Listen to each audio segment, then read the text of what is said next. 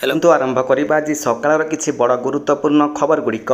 Number 1 भूत नेउथिले ration कार्डरू चाउल 3 lakh रु अधिक मृत व्यक्तिंकर नारे उठुथिला चाउल। भूत नेउथिले राशन चाउल कथाटी आपनकु अजब लागुथिले भी सत। राज्य में 3 लाख रु अधिक मृत व्यक्तिंकर नारे उठुथिला राशन चाउल। विधानसभा एने उत्तर रखिछंती खाद्य जोगाण और खाउटी कल्याण विभाग मंत्री कृष्णचंद्र पात्र। तांकर कहिबा मुताबक राज्य में 3,28,932 जन मृत व्यक्तिंकर नारे उठुथिला राशन। बीजेडी विधायक गणेश्वर बेहेरा विधानसभा आज पर्यंत केते जन हिताधिकारी EKYC करिसेंती तार रिपोर्ट मागिथिले, जार उत्तर देइथिले मंत्री कृष्णचंद्र पात्र। मंत्री कहिसेंती जे राज्य में वर्तमान सुधा 2,69,50,820 जन PDS हिताधिकारी EKYC करिसेंती। नंबर 2 बुधवार ठारू राज्य में वर्षा, विभिन्न जिला को पाणीपाग विभाग अलर्ट। आज राज्य में वर्षा हेब। उत्तर ओडिशा और उपकूल ओडिशार विभिन्न स्थान में हालुका वर्षा हो पारे। 20 तारिखर उत्तर ओडिशार विस्तृत अंचल में वर्षा हेबार संभावना रही बोली वरिष्ठ पाणीपाग विशेषज्ञ प्रोफेसर सुरेंद्रनाथ पशुपालक कहिसेंती। प्रोफेसर पशुपालकंकर पूर्वानुमान अनुसार 20 रु 23 तारिख पर्यंत उत्तर ओडिशा रे बिजुली घड़घड़ी सहित वर्षा हो पारे। यही 4 दिन भद्रक, बालेश्वर और मयूरभंज में हाराहारी 90 मिलीमीटर पर्यंत वर्षा हेब। जाजपुर, केन्दुझर और ढेंकानाल में 30 मिलीमीटर जाए वर्षा हो पारे। सुंदरगढ़, झारसुगुड़ा, देवगढ़, अनुगुल, केन्द्रापड़ा और कटक में 5 रु 15 मिलीमीटर पर्यंत वर्षा हो पारे। नंबर 3 आरंभ है जुक्त 2 परीक्षा। उच्च माध्यमिक शिक्षा परिषद बा CHSE द्वारा परिचालित जुक्त 2 परीक्षा मंगलबार आरंभ होईछि। प्रथम दिवस रे विज्ञान विभागर छात्र छात्री मातृभाषा परीक्षा देइछंती। परीक्षा पूर्वाह्न 10 टारू आरंभ होई अपराह्न 1 रे शेष होईछि। परीक्षा आरंभ हेबार अध घंटा पूर्व परीक्षार्थी माने परीक्षा केन्द्र रे पहुंची थिले। 15 मिनिट पूर्व से हॉल को प्रवेश करथिले। परीक्षा केन्द्र को प्रवेश समय सबुटी परीक्षार्थी को जांच कराए भीतर को छड़ा जाइछे। तेज प्रथम दिन राज्य में कौन परीक्षा केन्द्र में कॉपी होना फल MP बा मल प्राक्टिस कहार को बुक करा जाई नाही।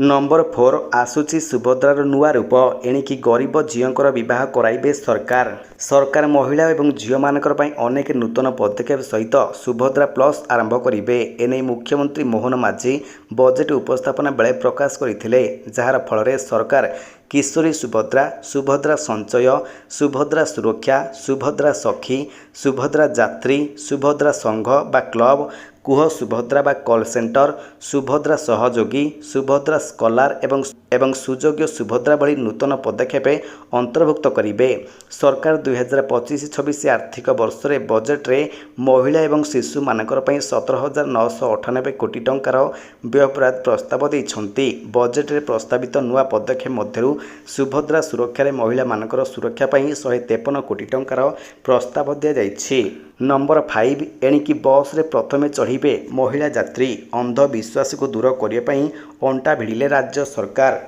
बस यात्रा आरंभ करिबा बेले जदि प्रथम यात्री भाव में जड़े महिला उठंती तेबे माँ काली कोप करिवे, गाड़ीर चक्का फाटिब, दुर्घटना हेब। एपरिकी जदि जड़े ऋतुस्राव महिला प्रथमे गाड़ी रे चढ़े तेबे विघ्न घटिबार अनेक उदाहरण रहिछि बोली बस कर्मचारी और मालिक मानकर एभली अंधविश्वास को दूर करबा लागि पदक्षेप निया जाउछि। एथिपई राज्य सरकार परिवहन विभाग को दृढ़ पदक्षेप ग्रहण करने को निर्देश देइछंती। सही क्रम में परिवहन विभाग वरिष्ठ अधिकारी माने कटक नेताजी बस टर्मिनाल रे हठात पहुंची मंगलवार जांच करथिले। बस रे प्रथमे महिला यात्री चढ़िबार व्यवस्था करथिले। एही जांच आगामी दिन में राज्यर समस्त बस स्टैंड रे करा जिबाकू परिवहन विभाग पक्षरु निष्पत्ति होइछि। नंबर 6 सरकार एही बड़ योजना रे पेंशन पाइपारिबे श्रमिक।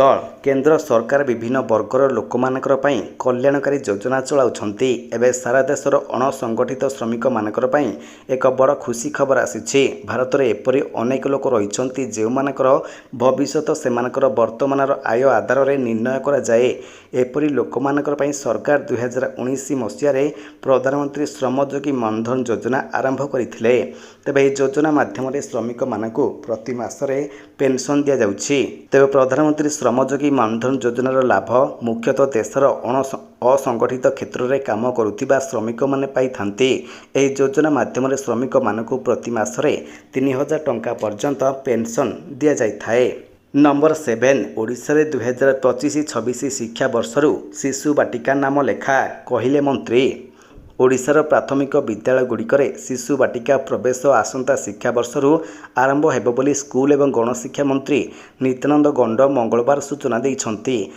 ଜାତୀୟ ଶିକ୍ଷାନୀତି ବା NEP 2020 ଅନୁଯାୟୀ 3 ବର୍ଷ ବୟସର ପିଲାମାନଙ୍କର ପାଇଁ ଶିଶୁ ବାଟିକା ପ୍ରବେଶ ଖୋଲାଯିବ। ଆଗାମୀ ଶିକ୍ଷାବର୍ଷରୁ 45,000 ପ୍ରାଥମିକ ବିଦ୍ୟାଳୟରେ ଏହି ବ୍ୟବସ୍ଥା କାର୍ଯ୍ୟକାରୀ ହେବ ବୋଲି ମନ୍ତ୍ରୀ କହିଛନ୍ତି। ତେବେ ସେ କହିଛନ୍ତି ଯେ ବିଭାଗ ସ୍କୁଲଗୁଡ଼ିକରେ ଶିଶୁ ବାଟିକା କାର୍ଯ୍ୟକ୍ରମ କାର୍ଯ୍ୟକାରୀ କରିବା ପାଇଁ ସମ୍ପୂର୍ଣ୍ଣ ପ୍ରସ୍ତୁତ। ଓଡ଼ିଶା ବଜେଟ୍ 2025ରେ ପ୍ରାଥମିକ ଶିକ୍ଷା ପାଇଁ କରାଯାଇଥିବା ବ୍ୟବରାଦ ବିଷୟରେ ସେ କହିଛନ୍ତି ଯେ ରାଜ୍ୟ ସରକାର ସ୍କୁଲ ଶିକ୍ଷା ପାଇଁ 31,000 କୋଟି ଟଙ୍କାରୁ ଅଧିକ ବ୍ୟବସ୍ଥା କରିଛନ୍ତି। ନମ୍ବର 8 ଖୁବ୍ ଶୀଘ୍ର ମିଳିବ କ୍ୟାନ୍ସର ଟିକା। 9 ବର୍ଷରୁ 16 ବର୍ଷର ଝିଅମାନଙ୍କୁ ଦିଆଯିବ ଟିକା।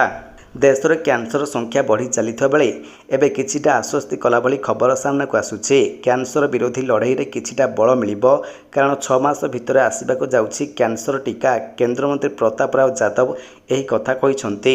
ମହିଳାଙ୍କର କ୍ଷେତ୍ରରେ କ୍ୟାନ୍ସର ରୋକିବାକୁ ଏହି ଟିକାକରଣ କରାଯିବ। 9 ବର୍ଷରୁ 16 ବର୍ଷର ଝିଅମାନଙ୍କୁ ଏହି ଟିକାକରଣ କରାଯିବ। ଏହି ଟିକାର ଗବେଷଣା ସରିଛି, ଏବେ ଟ୍ରାଏଲ୍ ଚାଲିଛି। ତେଣୁ ଏହି ଟିକା 5ରୁ 6 ମାସ ମଧ୍ୟରେ ଆସିଯିବ ବୋଲି କେନ୍ଦ୍ରମନ୍ତ୍ରୀ କହିଛନ୍ତି। ତେବେ ସେ ଆହୁରି ମଧ୍ୟ କହିଛନ୍ତି ଦେଶରେ କ୍ୟାନ୍ସର ରୋଗୀଙ୍କର ସଂଖ୍ୟା ବଢ଼ି ଚାଲିଛି। ତେବେ ଏହାକୁ ଦେଖି କେନ୍ଦ୍ର ସରକାର ପଦକ୍ଷେପ ନେଉଛନ୍ତି। ନମ୍ବର 9 ସଙ୍କଟ ବେଳେ ଆଳୁ ଯୋଗାଇଥିଲେ ୟୁପି ଏବଂ ପଞ୍ଜାବ, ଗୃହରେ ଉତ୍ତର ରଖିଲେ ମନ୍ତ୍ରୀ। ଗତ କିଛି ମାସ ଧରି ଆଳୁ ବଜାର ସାଧାରଣ ଲୋକମାନଙ୍କୁ ଅତିଷ୍ଠ କରିଥିବା ବେଳେ ଏବେ ବେଶ୍ ହତାଶା ରହିଛି ଆଳୁ ଦର।